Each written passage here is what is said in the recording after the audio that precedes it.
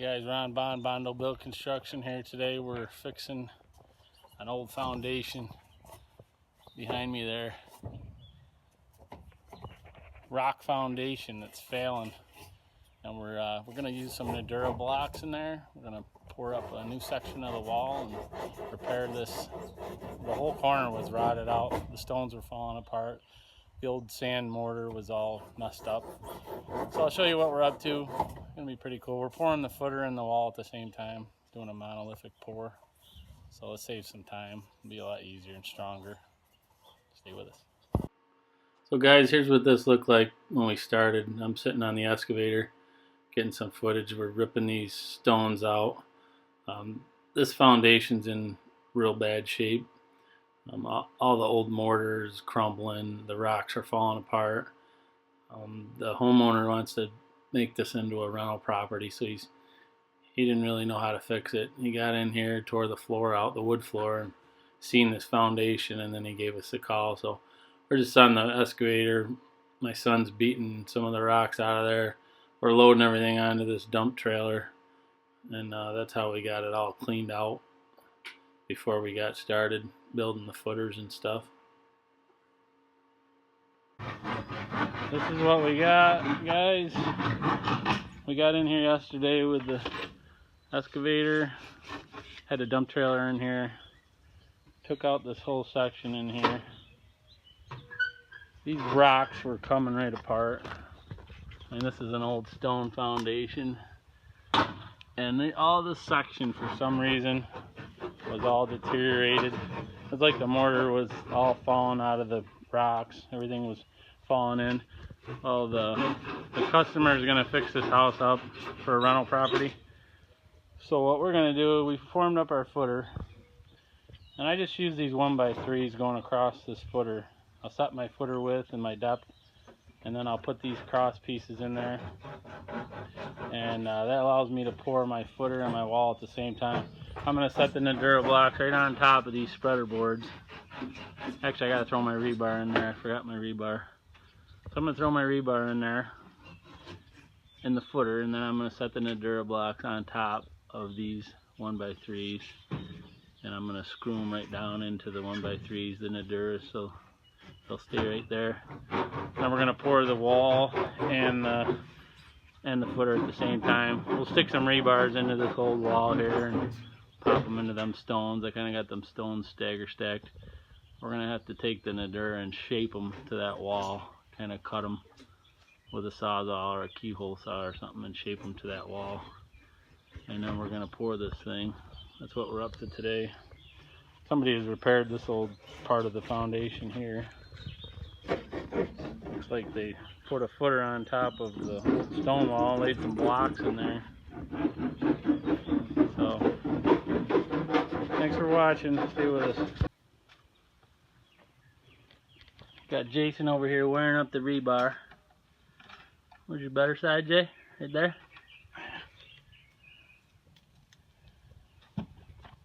So we got our slats. I had to move them because I forgot to put the rebar in, but we put them back in there. We moved them out of the way, put the rebar in there. Now we wire up the rebar with wire, so it just kind of hangs there.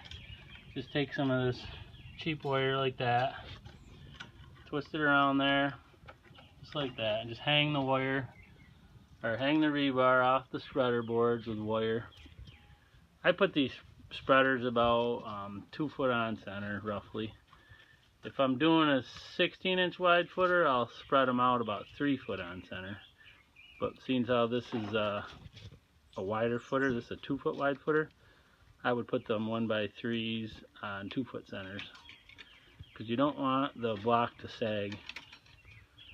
Because the block will actually sag on the 2x2s if you spread them too far apart. Or the 1x3s, I mean.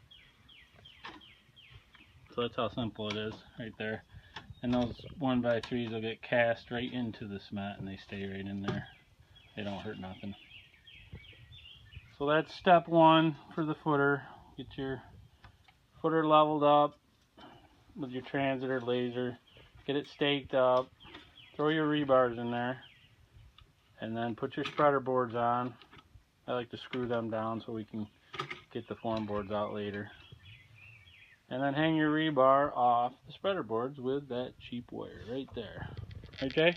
Yep. That's what we're doing. Step 1. Get it straight. Lay it on its side, it's easier. Yeah, I was just marking it. You got a box of screws underneath you there.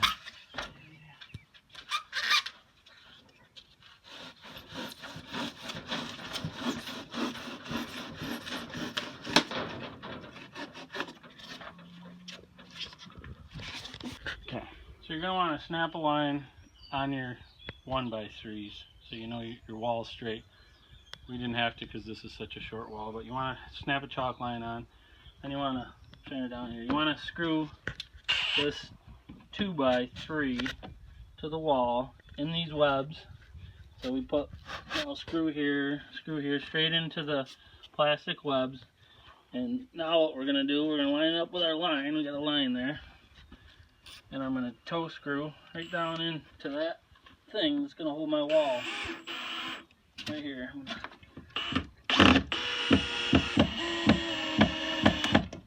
And that's going to hold my wall. So then I'll go over here where I got this other line. Kind of tight quarters in here. Get it down in there like that.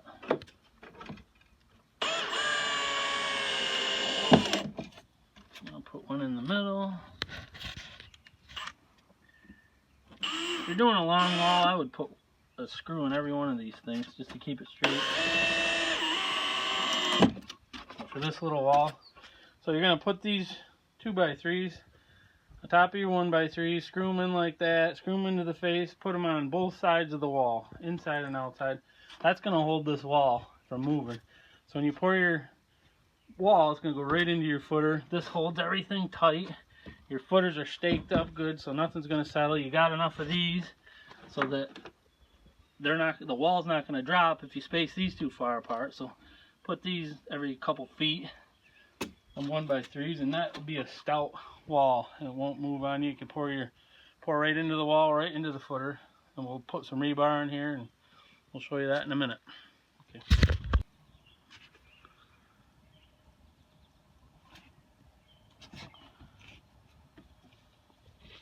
Cut that black, boa.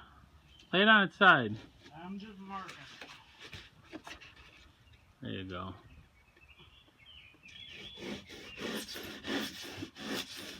That's how you cut in the NUDURA block. We use a handsaw most of the time. If you gotta cut through the plastic webs, we use that rechargeable skill saw.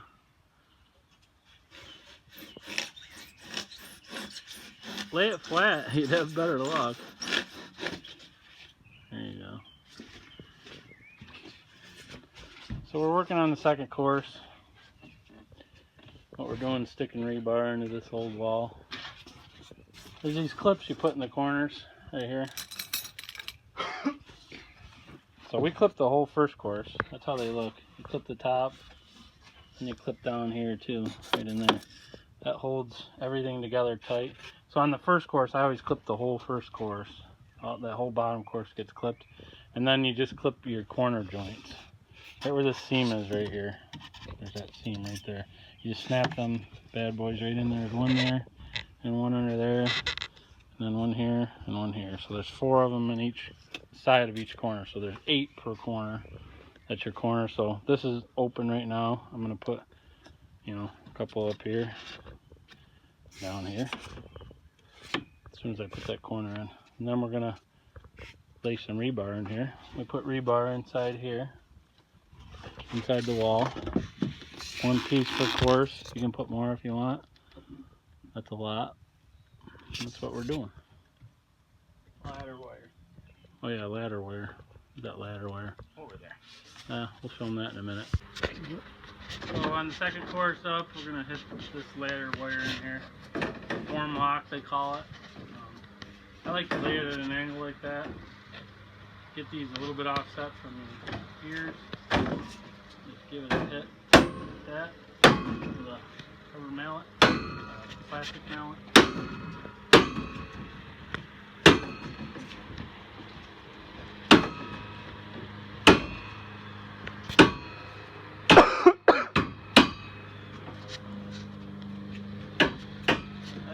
a bit of stability to the wall. Put that in there. Make sure you put your rebar in first though. So we already cut this to length. Cut it to length. Set her in like this.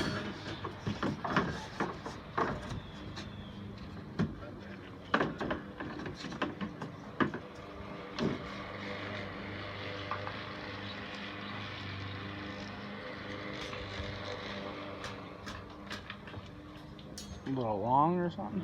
To the corner. Oh, you weren't pushed all the way back to the edge. I need to.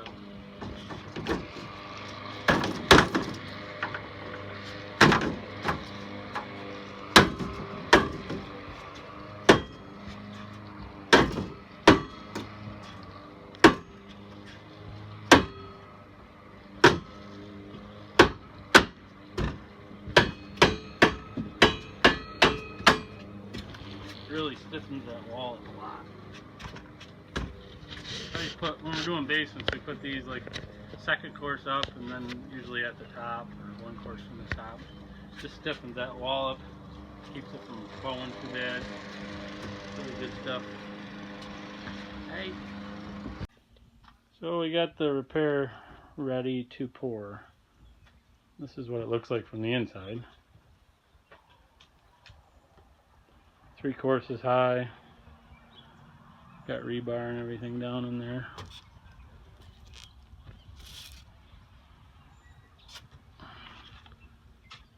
Everything's level. We had to key it into these rocks, kind of. We just like kind of scored it to the rocks and then put some plywood down through there to blend it in. Stuck some rebars over near the rocks. Best you can do with this project. Made a little box here. Try to tie this corner together where it meets the old foundation. I'm just gonna get some concrete down in there, form that corner out. Should be pretty good compared to what it was. It's never gonna move, I can tell you that much. Here. Here's a view from the top, actually, looking out. There's the hole. We had to cut a hole in the side of the house to do this, to get the excavator in here. But this all got to be rebuilt anyways. This is an old house. That's how you repair a stone foundation with NUDURA blocks. We did this whole repair in probably 5 hours. I mean, minus pouring it. We got to pour it, but it's a lot quicker than using concrete blocks. You have to pour a footer, and then you have to come in another day and lay up your blocks and let them dry and core fill them.